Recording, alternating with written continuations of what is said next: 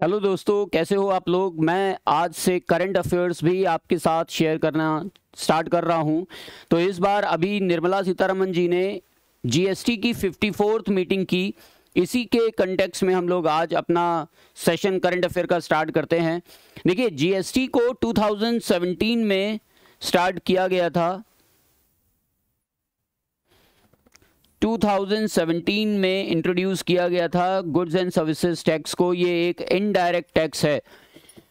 हर indirect tax को GST के रूप में कंसीडर करना स्टार्ट किया गया 2017 में, और यहीं से जीएसटी की शुरुआत हुई। देखिए, निर्मला सीतारमण जी ने अभी जीएसटी की 54th मीटिंग में कुछ फैसले लिए हैं जो फॉरेन एयरलाइन से रिलेटेड हैं, कैंसर ड्रग्स से रिलेटेड है, नमकीन से रिलेटेड है। ऐसे बहुत सारी चीज़ें हैं जिससे निर्मला सीतारमण जी ने इस बार की 54th काउंसिल मीट को इंट्रोड्यूस किया। ये एक कॉन्स्टिट्यूशनल बॉडी है। अब इसे 2079 ए में इनकॉर्पोरेट कर लिया गया है। इस निर्मला सीतारमण जी की 54th काउंसिल मीट में यूनियन मिनिस्टर के अलावा स्टेट फाइनेंस मिनिस्टर और अदर मिनिस्टर्स भी थे जो स्टेट गवर्नमेंट से चुन करके आए थे। इसका हेड ऑफिस, जीएसटी का हेड ऑफिस न्यू दिल्ली में है, और revenue secretary ex officio secretary की पोस्ट पर होते हैं जीएसटी काउंसिल में।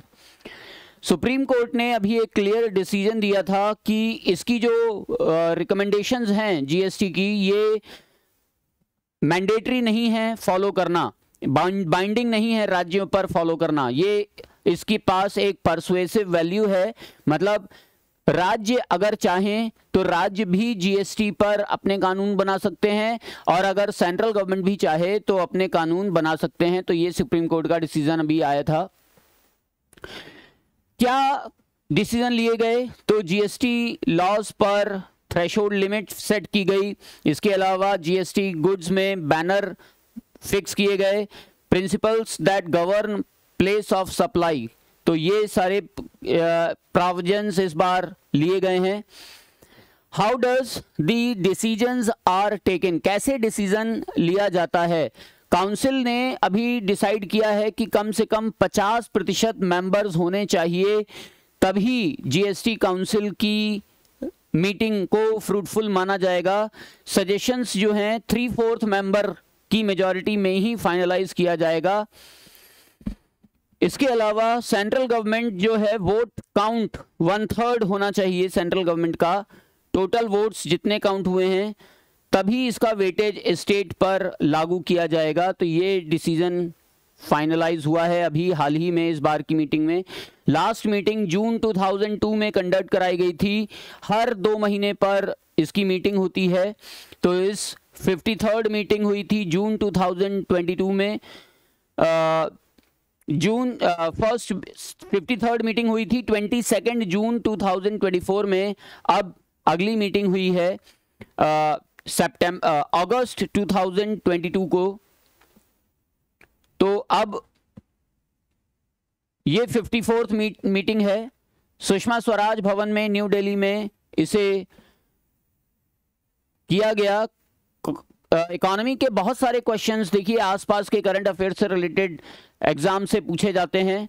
तो इकोनॉमी में अभी जो लेटेस्ट हुआ है वो 54th काउंसिल मीट है जीएसटी की, तो उस पर ये फैसला आया है।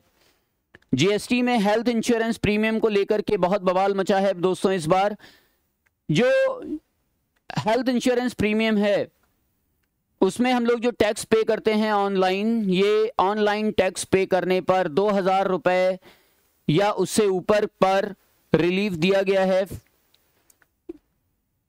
फॉरेन एयरलाइंस को जीएसटी में। तो ये जो 3 मैटर हैं इन पर हम लोग चर्चा करेंगे। हेल्थ इंश्योरेंस पर, 2000 रुपये से ऊपर के यूपीआई पेमेंट पर, और फॉरेन एयरलाइन को रिलीफ पर। देखिए, ये इकोनॉमिक टाइम्स की कटिंग है। इसमें बताया गया है कि निर्मला सीतारमण ने जो ऑनलाइन गेमिंग प्लेटफॉर्म्स हैं, बहुत सारे आजकल ऑनलाइन गेमिंग प्लेटफॉर्म्स आ रहे हैं, तो ऑनलाइन गेमिंग प्लेटफॉर्म्स पर पिछले 6 महीनों पर लगभग टैक्स बढ़ करके 6,909 करोड़ रुपीस का हो गया है और वो उन्होंने पे नहीं किया है, तो उन पर जीएसटी बढ़ाने की बात चल रही है। उनको भी जीएसटी के दायरे में लाया जा रहा है।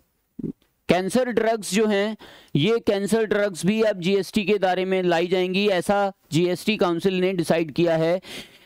12% से लेकर के 5% तक इन पर जीएसटी चार्ज किया जाएगा, ये निर्मला सीतारमण जी ने डिसाइड किया है। जीएसटी काउंसिल ने डिसाइड किया है कि जो अभी तक एग्जम्प्ट फंड्स थे, उन एग्जम्प्ट फंड्स को अब जीएसटी के दायरे में लाया जाएगा।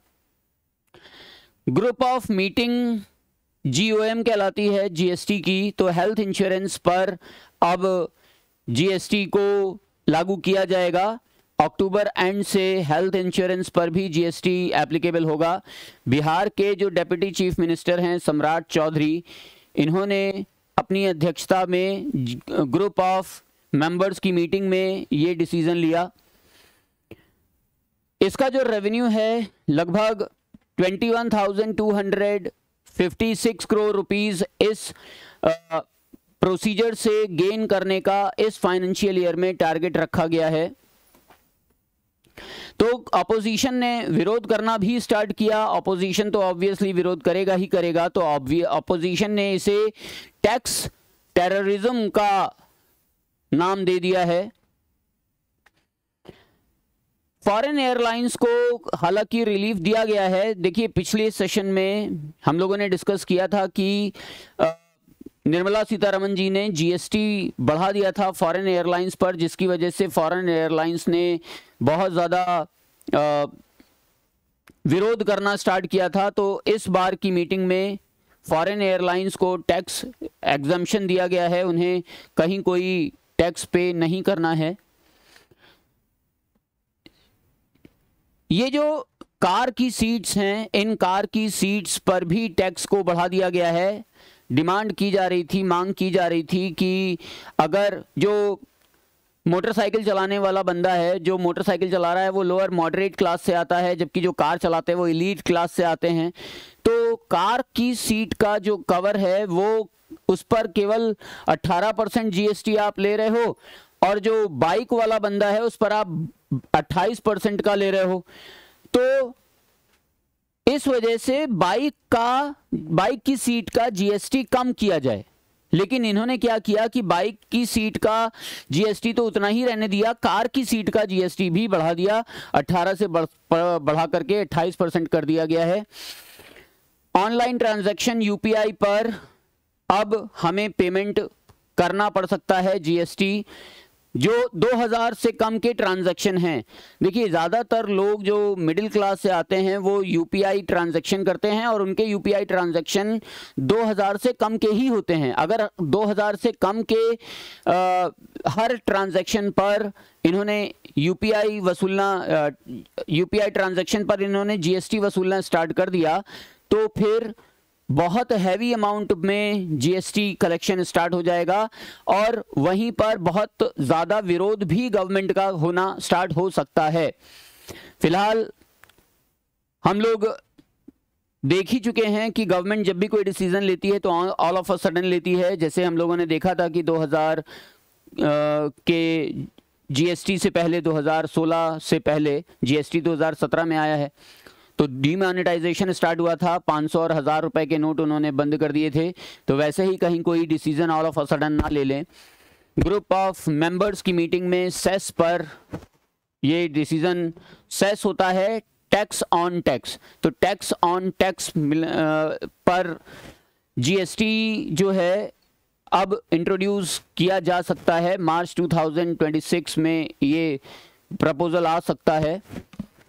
अब जाते जाते एक क्वेश्चन है कि M3 का पॉपुलर नेम क्या है। M3 नाम की मनी, M1, M2, M3 ये 2-3 मनियाँ होती है ना, तो M3 किसे कहा जाता है, जल्दी से कमेंट बॉक्स में कमेंट करके बताइए।